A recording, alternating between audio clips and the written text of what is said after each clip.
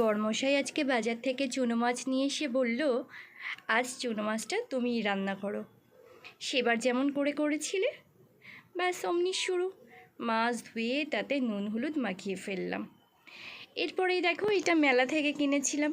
এখানে টমেটো, কাঁচা লঙ্কা, রসুন, আদা, পেঁয়াজ নিয়ে ব্যাস কুচি কুচি করে ফেললাম।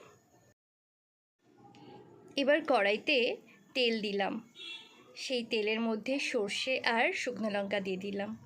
ব্যাস চুনো মাছগুলো তার মধ্যে দিয়ে দিলাম। ভাজবো না কিন্তু, দিয়েই তার সঙ্গে সঙ্গে তার উপরে এই কোচানো পেঁয়াজ, রসুন, আদাটা দিয়ে দিলাম। সঙ্গে দিলাম নুন, হলুদ, জিরে গুঁড়ো, শুকনো লঙ্কা দিয়ে কড়াইয়ের মধ্যে বেশ ভালোভাবে মাখিয়ে নিলাম। নিয়ে একটা ঢাকনা চাপা দিয়ে দিলাম। ব্যাস আধ ঘন্টার মধ্যেই রেডি।